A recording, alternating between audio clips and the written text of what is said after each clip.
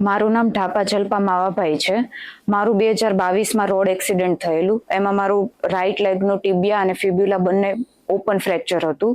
ત્યારે મને આજુબાજુના લોકો અને મારા સરના રેફરન્સ થ્રુ મને વાયરોક હોસ્પિટલમાં લાવેલા. ત્યારબાદ મને ઇમરજન્સી ડિપાર્ટમેન્ટમાં ડોક્ટર ચિંતન પરમાર સર દ્વારા મને અટેન્ડ કરવામાં આવેલી.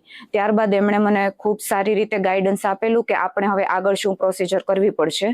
આ ટાઈમે ઘણા લોકો દ્વારા મને એવું કહેવામાં આવેલું કે હું બરાબર રીતે ચાલી નહીં શકું આ તે, પરંતુ મને ચિંતન સર દ્વારા પ્રોપર ગાઈડન્સ અને પ્રોત્સાહન આપવામાં આવેલું કે બધું જ એકદમ સરસ રીતે થઈ જશે અને આજે જે થઈ ગયું છે. ત્યારબાદ મારું ઓપન ફ્રેક્ચર હતું એના માટે મારા લેગ ઉપર સ્ટેન્ડ લગાવવામાં આવેલું, જે મેં 2.5 મહિના સુધી રાખેલું. ત્યારબાદ એ સ્ટેન્ડ કાઢીને અંદર રોડ બેસાડેલું.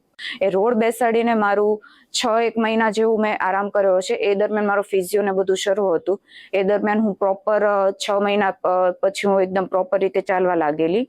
ત્યારબાદ મેં મારા રોજિંદા કામ, ઓફિસ છે, ચાલવાનું છે, એ બધું જ મારું પ્રોપર રીતે થઈ ગયેલું. ત્યારે હું પલાઠી વાળીને બી બેસી શકતી હતી.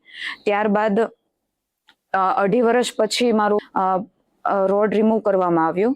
ત્યારબાદ ફિઝિયો ને બધું કરીને ત્યારે મારા 2 મહિના જેવું થયેલું. 2 મહિના પછી પ્રોપર મારી રિકવરી આવી ગયેલી અને ત્યારબાદ હું અત્યારે નોર્મલ લાઈફ ફરીથી જીવી રહી છું. ત્યારબાદ હું ટ્રેકિંગમાં બી જઈ આવી છું. વજ્રાસનમાં બી મારાથી બેસી શકાય છે, પલાઠી બી વાળી શકાય છે અને નોર્મલ જે પહેલા જેવું હતું એવું જ અત્યારે કંઈ બી ચાલવામાં કે કશો જ પ્રોબ્લેમ મને નથી થતો. ટ્રેકિંગમાં હું પાવાગઢ છે ત્યાં હું ચડીને ગયેલી છું. ત્યારબાદ મહાબલેશ્વર, એ ઘણી બધી જગ્યાએ મેં ટ્રાવેલિંગ આ 3-4 વર્ષ દરમિયાન મેં કરેલું છે. સરનો મને ગમે ત્યારે બી હું એમને ફોન કરું છું તો એમનો પ્રોપર રિસ્પોન્સ હોય છે.